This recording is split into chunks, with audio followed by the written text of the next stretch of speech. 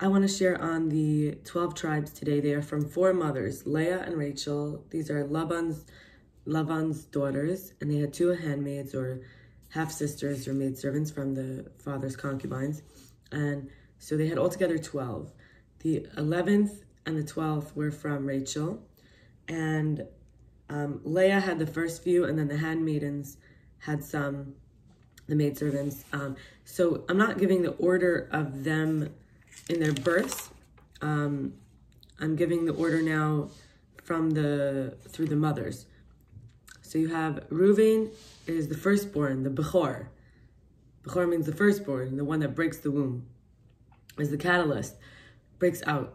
Powerful energy of first, like water, it can be a source of life, but if left unchanneled, it erodes its environment, floods the surroundings. It's related to chesed, which is kindness and giving.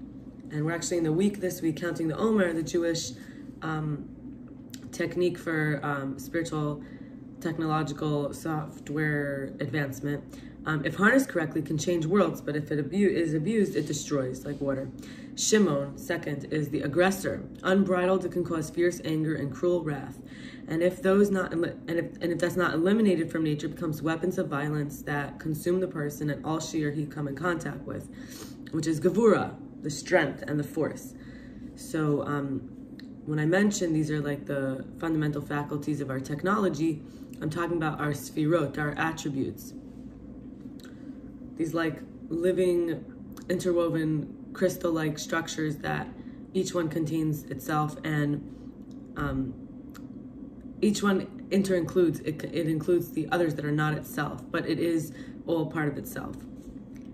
Levi is the cleric, chosen to serve in the temple and its service to the divine, attached, joined, and dedicating life to a higher calling, freeing oneself from materialism, related to Tiferet, which is being an instrument, being of service, beauty, harmony, middle, like the sun. Yehuda is the leader, the bringing about of Messiah. Malchus, which is like the feet, or sovereignty, like walk the talk. It's also the mouth. Acknowledgement. It's a path of selflessness and bittul, nullification. Like, and you would say the virgin is the bitula, like she's nullified, right?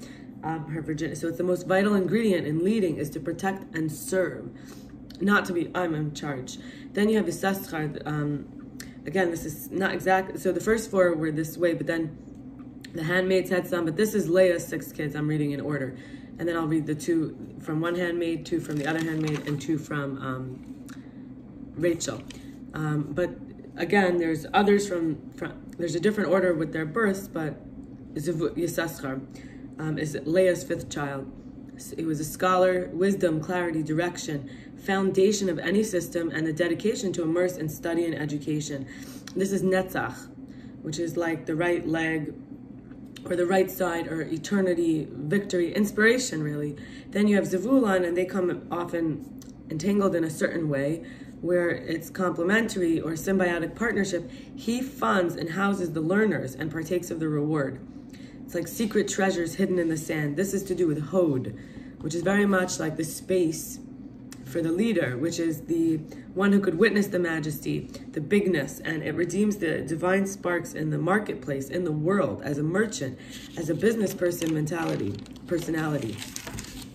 Then we have Dan, who's actually set in the order is the 5th, but as I said, no. So Dan and Naphtali, these are from Bilhah, Rachel's handmaiden, or maidservant. Dan is the path of law and order, and the judge, and to do with Hod, again, leadership and objective justice is the heart of any civilization. The judges from the kings, like there's a bigger picture of the values, and this is the space for which the future can come. It's like the original template. And then you have Naphtali, a free spirit, a deer, running free, breaking out of the status quo, independent, a necessary component of growth, but still must always take care to deliver words of beauty. This is from Netzach, again, the right side, like Hod is the left leg, Netzach, and Gevur is the left arm, so you have Chesed, the right arm, and now Netzach is the right leg. The right side is more masculine, the left side is more feminine, and only in terms of how they act when they have a balanced pair, but on its own, it's not feminine or masculine yet. So anyway, this is inspiration. This is this forward motion, moving. Then you have Gad, which is Zilpah, which is Leah's maidservant, or the wife she gave to Yaakov as her sister, as her woman, is a warrior. God is ready to fight for his beliefs and necessary to. It's necessary to defend our cherished values and protect our freedoms, which is also Hod, still to do with this like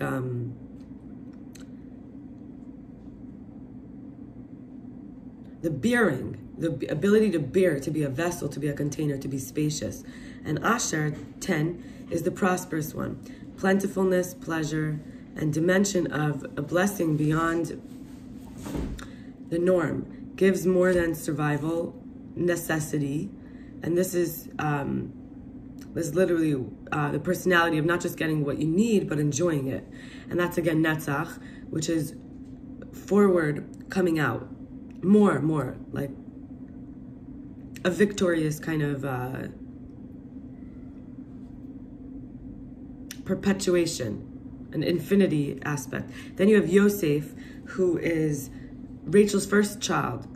And this is the sufferer, not only survives, but then thrives and achieves greatness through challenges and overcomes adversaries, becomes an awesome leader.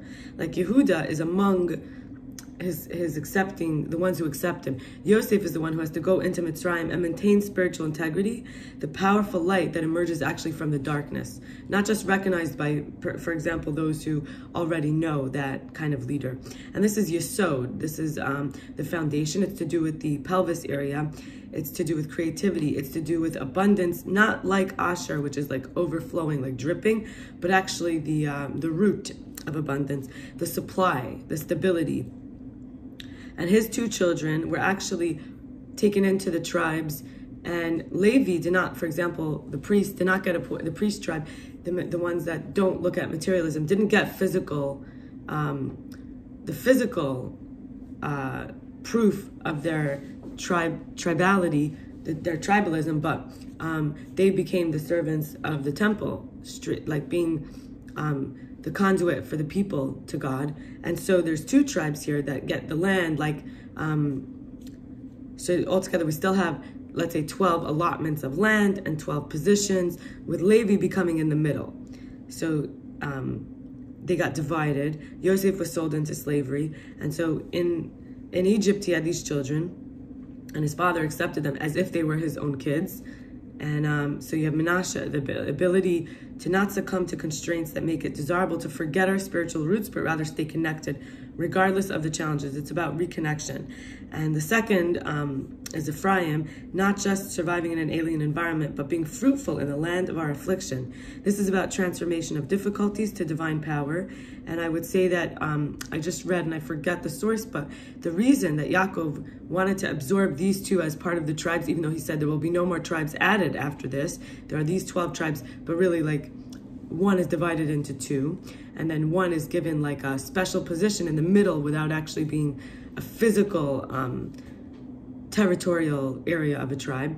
And these are basically Rachel, who was Yaakov's first chosen wife, who he had to work 7 years to actually earn again because he was tricked by his father-in-law to marry the older sister first, and the one who had met most of the tribes. So apparently he wanted Rachel to not have the same amount as the maidservants. His favorite wife was, he gave her this extra with the two children, with Yosef's two sons actually being maintaining that tribal